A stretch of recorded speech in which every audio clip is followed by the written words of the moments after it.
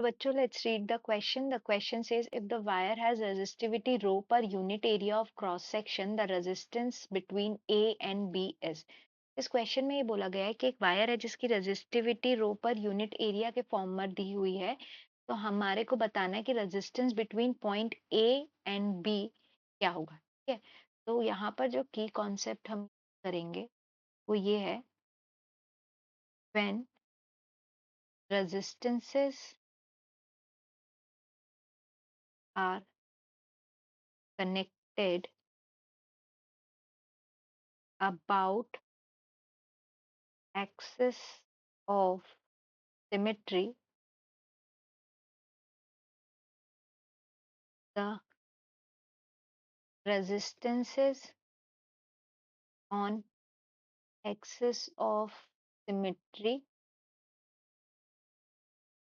are of no effect। कहने का मतलब ये है कि देखिए, हमको ए और बी के अक्रॉस हमारे को क्या चाहिए, रेजिस्टेंस चाहिए। तो यहाँ पर अगर हम देखें इसको, अगर हम ए और बी के साइड से फोल्ड करते हैं तो ये क्या है, एक सिमेट्रिकल रेजिस्टेंस का नेटवर्क है। ठीक है, तो कॉन्सेप्ट के हिसाब से हमारा ये वाला रेजिस्टेंस, ये वाले रेजिस्टेंस की वैल्यू कोई मतलब की नहीं निकलेगी। ठीक है, और हमारे जो ये दो रेजिस्टेंसेस ये वायर दिए हुए हैं, ये भी हमारे ओपन वायर्स हैं, इसलिए इनका भी कोई वैल्यू नहीं होगा।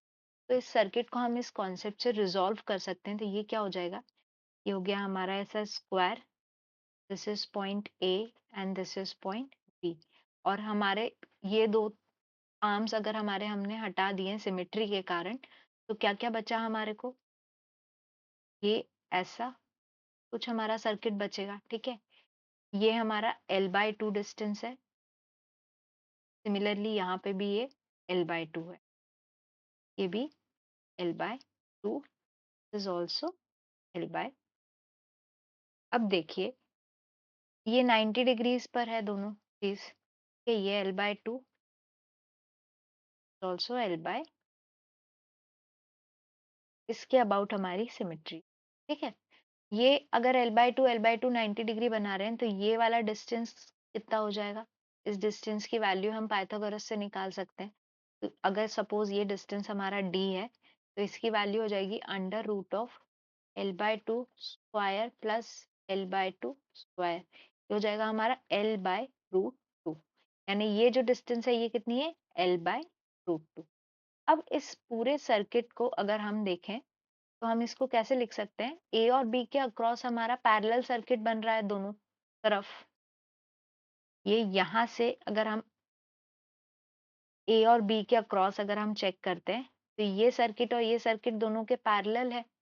आर ए बी हमारा क्या हो जाएगा, सपोज ये हमारा सर्किट था, ये एक सर्किट, ये दूसरा। ठीक है, तो इस दिस इज इक्वल टू, और ये दोनों सिमेट्रिक हैं। ठीक है, ए और बी, तो ये जो एक साइड का जो रेजिस्टेंस होगा, सपोज इसको हम ले लेते हैं आर इक्विवेलेंट, तो ये और ये भी क्या हो गया हमारा आर इक्विवेलेंट। तो दोनों सिमेट्रिक होने के कारण आर ए बी क्या हो जाएगा, R equivalent divided by 2, parallel combination है क्योंकि। अब हमको काय की वैल्यू चाहिए, आर इक्विवेलेंट की वैल्यू चाहिए। अब देखिए, ये हमारा L/√2 डिस्टेंस है, ये L/2 है, ये L/2 है, this is also L/2 and this is also L/। अब हमारे को क्वेश्चन में गिवन है resistivity, resistivity per unit area. ठीक है, तो रेजिस्टेंस हमारा क्या होता है, resistance is rho L/A। Resistivity per unit area हमको, इसको हम डिनोट कर रहे हैं रो से, ये क्या हो जाएगा, रो L। ठीक है, टोटल रेजिस्टेंस हमारा क्या हो गया, रो L। अब यहाँ पर हमारे पास दो टाइप की लेंस है, एक है L/2 और एक है हमारा L/√2। सपोज L/√2 के लिए हमारा जो रेजिस्टेंस है वो है R1, और L/2 के लिए जो हमारा रेजिस्टेंस है वो है R2। Let resistance of wire with length L/2 is equals to R2। ठीक है, R2 की वैल्यू क्या होगी? R2 is rho L by 2. Similarly resistance, हाँ, resistance with length L by root 2 भी R1. R1 क्या हो गया हमारा? Rho L by root 2. तो अब जो सर्किट है R इक्विवेलेंट वो क्या बन रहा है हमारा? एक रेजिस्टेंस यहाँ पे L बाय 2 का है तो ये हो गया R2. एक रेजिस्टेंस यहाँ पे R2 है, एक रेजिस्टेंस यहाँ पे R2 है, एक रेजिस्टेंस यहाँ पे R2 है, और इन दोनों के बीच में एक रेजिस्टेंस लगा हुआ है R1. ये है हमारा R ए R इक्विवेलेंट. ठीक है, R इक्विवेलेंट की वैल्यू क्या हो गई? R इक्विवेलेंट, ये R2 दोनों हमारे ऐड हो जाएंगे और पैरेलल में R1 है. ये हो जाएगा 2R2 in parallel with R1. ये पूरा हमारा सीरीज में है, ये दो R2 से, प्लस 2R2. अब इसको हम सॉल्व करेंगे तो ये क्या हो जाएगा हमारा? 2R2 multiplied by R1 divided by 2R2 plus R1 plus 2R2. ये आ गया हमारा क्या? R equivalent. तो अब हमने यहाँ पे लिखा था total resistance R A B is equals to 1/2 times of R equivalent.